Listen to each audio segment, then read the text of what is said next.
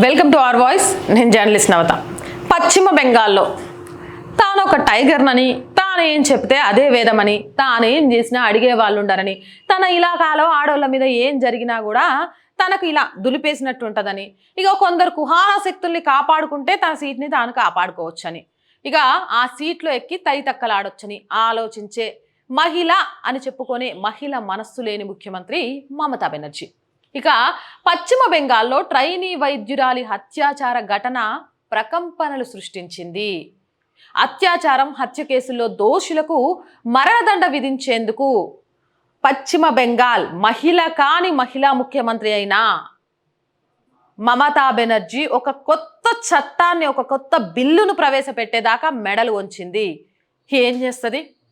సొంత పార్టీలోనే ఈ విషయంలో విభేదాలు రావడం, పాపం ఆ హత్యను ఆత్మహత్యగా చిత్రీకరించే ప్రయత్నం చేస్తే అది ఉల్టా కొట్టడం, ఇప్పటికే సందేశ్ ఖలీ విషయంలో షేక్ షాజహాన్ సిబిఐ ఎంక్వైరీలో ఉండడం, రైస్ కుంభకోణానికి సంబంధించి ఈడీ అధికారులు దూకుడు ప్రదర్శించడం, ఇక వాటర్ క్యాన్లతోటి లేకపోతే గ్యాస్ తోటి పిల్లల్ని చెల్లాచెదురు చేయాలని చూస్తున్న మమతా బెనర్జీ మెడలొంచాల్సిందే ఈ విషయంలో న్యాయం జరిగే వరకు అంటూ జనం రోడ్ల మీదకి వచ్చి ధర్నా చేయడం, ఇక అక్కడ బీజేపీ చాలా బలంగా తయారయ్యి సువేందు లాంటి వాళ్ళు మమతా బెనర్జీని అడుగడుగునా ఉక్కిరి బిక్కిరి చేయడంతో తలదించి, ఇక ఇప్పటికి కూడా నేను ఆడోళ్ళ కోసం ఏదైనా చేయకపోతే ఆడజాతి మొత్తం కూడా నన్ను చీపిరి కట్ట పట్టుకొని ఉరికిస్తుంది అనే భయంతో Aparajita women and child bill, West Bengal criminal laws and amendment 2024ను బెంగాల్ ప్రభుత్వం అసెంబ్లీలో మంగళవారం ప్రవేశపెట్టింది.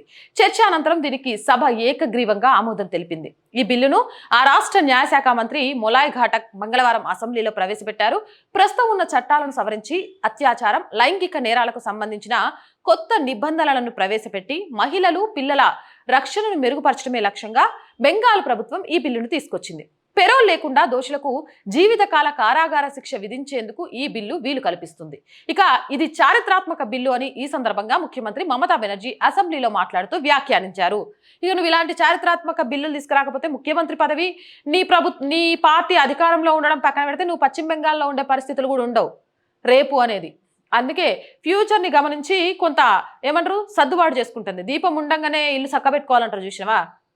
ఇక ఆరిపోయే దీపం కాబట్టి ఆ తలుకుల మధ్యలో ఏదో ఒకటి చేసిపోకపోతే రేపన్న రోజు చిత్తుగా ప్రజల తిట్లకు భరించలేను, ఈ పదవి ఉంది కాబట్టి ప్రజలు ఎవరు నా జోలికి రావట్లే, కానీ ఈ పదవి లేని మరుక్షణం జనాలు నన్ను ఏం చేస్తారు అనేది ఊహించుకొని అడుగులు ముందుకేసింది అని అంటున్నారు. ఏదేమైనా ఇది ఒక చారిత్రక నిర్ణయమే. ఇలాంటి బిల్లుల అవసరం చాలా ఉంది. పెరోల్ మీద బయటికి రావడం, బెయిల్ మీద బయటికి రావడం, లేకపోతే ఎంక్వైరీలన్నీ లాగిల్ చేయడం, ఇవన్నీ కాకుండా త్వరితగతిన ఈ కేసులకు సంబంధించి ఎంక్వైరీ చేసేసి జీవితకాలంతో పాటు నాకు తెలిసి జీవితకాలం కూడా కాదు, ఒక ఆడపిల్ల జీవితంతో ఆడుకున్నోడికి భూమి మీద బతికే హక్కే లేదు. ఆ నూకలు ఏ రోజైతే ఒక అమ్మాయితో ఆడుకుంటాడో వాడికి ఆ రోజే నూకలు చెల్లిపోవాలా. అలాంటి చట్టం వస్తే ఇంకా బాగుండేది. రైట్. అత్యాచారం, లైంగిక నేరాలపై కొత్త ప్రొవిజన్స్తో రూపొందించిన ఈ బిల్లు మహిళలు, పిల్లలకు మరింత రక్షణ కల్పిస్తుందని ఆమె చెప్పారు. బిల్లుపై చర్యల్లో మమతా బెనర్జీ మాట్లాడుతూ అత్యాచారాలు మానవత్వానికి మాయని మచ్చని, అలాంటి నేరాలకు అట్టుకట్ట వేసేందుకు సామాజిక సంస్కరణలు తీసుకురావాల్సిన అవసరం ఉందని చెప్పారు. ఇక ఈరోజు మేం ప్రవేశపెట్టిన బిల్లుపై గవర్నర్ సంతకం చేయాలని విపక్షాలు అడిగాయి. ఆ తర్వాత దానిని అమలు చేసే బాధ్యత మాది. ఈ బిల్లు ద్వారా కేంద్ర చట్టంలోని లోపాలను సరిదిద్దే ప్రయత్నం చేస్తున్నాం.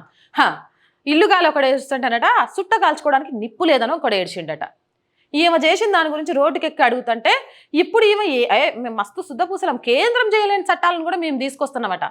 కేంద్రం చేయలేని చట్టాలను నువ్వు తీసుకురావడం కాదు, నీ రాష్ట్రంలో సనాతన ధర్మం మీద, అమ్మాయిల మీద జరుగుతున్న దాడుల గురించి మాట్లాడు.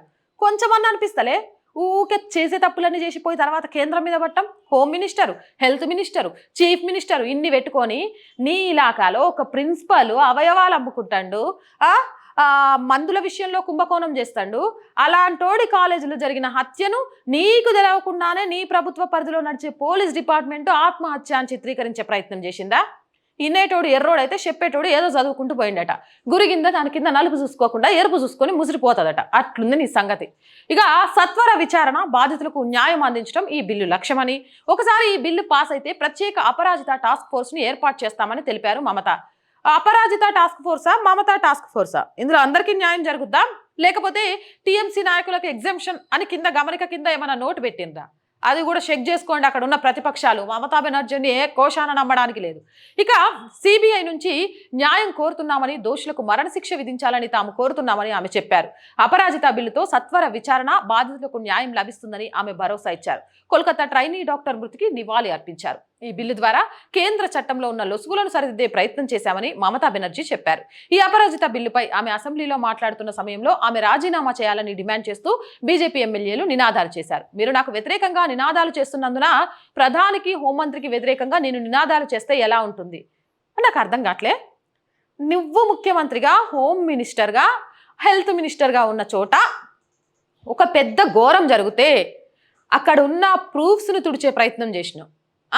అది హత్యే కాదు, ఆత్మహత్య అని చిత్రీకరించే ప్రయత్నం చేసినావు. సిబిఐ చేతిలోకి వెళ్లేదాకా కూడా ఆ కేసును పక్కదోవ పట్టించే ప్రయత్నం చేసినావు. అలాంటి నువ్వు దిగిపోవాలి అని కోరుకోవడంలో తప్పేముంది?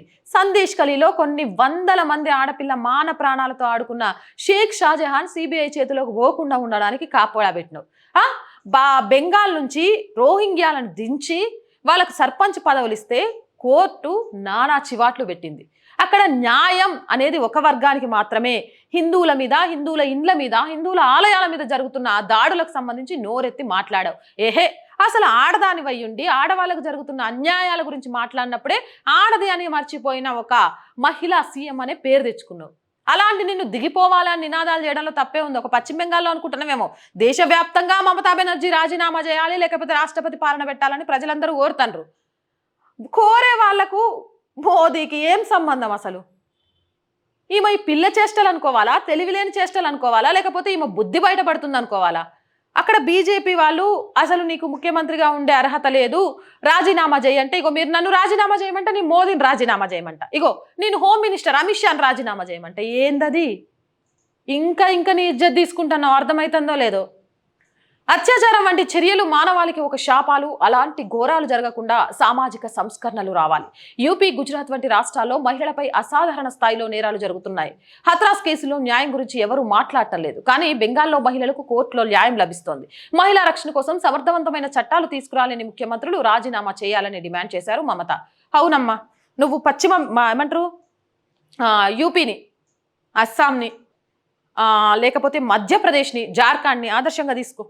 కానీ అక్రమ మత మార్పిళ్లకు సంబంధించి, లేకపోతే ఇట్లనే ఆడోళ్ళ మీద వెళ్తే బుల్డోజర్లు దిగుతున్నాయి చూడు, దానికి సంబంధించి, ఇక డ్రగ్స్, మద్యం ద్వారా ఏమైనా చేస్తే బుల్డోజర్ డ్రైవర్గా మారిపోతున్నారు చూడు హిమంత బిశ్వ శర్మ, అలాంటి వాళ్ళ గురించి, ఆడపిల్లలకు అన్యాయం చేస్తే తొక్కి నార తీసి ఎన్కౌంటర్ అవుతున్నారు చూడు, తీసుకో ఆదర్శంగా. మనం చేసిన తప్పును కప్పిపుచ్చుకోవడానికి ప్రపంచంలో ఎవడెవడ తప్పు చేశాడా అని ఎతుకుతున్నారు చూడు, నీ అంత దుర్మార్గురాలు ఇంకొకళ్ళు ఉండరు. ఈ బిల్లుకు ప్రధాన విపక్షమైన బీజేపీ మద్దతు ప్రకటించింది. లా కమిటీ వద్దకు బిల్లు వెళ్ళిందో లేదో తమకు తెలియని అయితే బిల్లు తక్షణం అమలు కావాలని తాము కోరుతున్నామని, తక్షణ ఫలితాలు ఆశిస్తున్నామని, బిల్లుకు తమ మద్దతు ఉంటుందని అంతకుముందు మీడియాతో మాట్లాడుతూ అసెంబ్లీలో విపక్ష నేత సువేందు అధికారి చెప్పారు. సువేందు అధికారి మాత్రం మమతా మెడలు వంచడంలో పశ్చిమ బెంగాల్లో బాగా పనిచేస్తున్నారని చెప్పొచ్చు. ఈరోజు అక్కడ బీజేపీ బలపడి విద్యార్థుల్లో, యువతలో అధికార పార్టీ చేసే తప్పిదాలను ప్రశ్నిస్తే మాకు అండగా నిలవడానికి ఒకరు ఉన్నారు అనే ధైర్యం వచ్చిన తర్వాతే మమత ఆగడాలకు చెక్ పెట్టడం మొదలైంది. ఆ చెక్ పదవి ఊడిపోయేదాకా, ప్రభుత్వం కూలిపోయేదాకా కూడా వెళ్తుంది అంటున్నారు. మరి మీరేమంటారు? కామెంట్ సెక్షన్లో పెట్టేయండి. మోర్ వీడియోస్ కోసం మన ఛానల్ని వెంటనే సబ్స్క్రైబ్ చేయండి. నచ్చితే లైక్ చేయండి, షేర్ చేయండి, సపోర్ట్ చేయండి. ఆర్థికంగా ఈ ఛానల్కి మీ అందరి చేయుత చాలా అవసరం. ఆర్థికంగా చేయుతను అందించాలి అనుకునేవారు సబ్స్క్రిప్షన్ పక్కనే జాయిన్ అనే బటన్ ఉంటుంది. 1 to 5 లెవెల్స్ ఉంటాయి. ఏదో ఒక లెవెల్లో సపోర్ట్ చేయండి. లేదా స్క్రీన్ మీద గూగుల్ పే, ఫోన్పేతో పాటు అకౌంట్ డీటెయిల్స్ కూడా ఉంటాయి. మీరు చేసే ₹1 సహాయమైనా ఈ ఛానల్ ఇంకా ముందుకు వెళ్ళడానికి ఉపయోగపడుతుంది. సహాయం చేస్తూ, సబ్స్క్రైబ్ చేస్తూ, మన వీడియోలను వీలైనంత లైక్ చేస్తూ, షేర్ చేస్తూ, మీ అభిప్రాయం ఏదైనా కామెంట్ చేస్తారని ఆశిస్తూ సెలవు తీసుకుంటున్నాం. జై భారత్.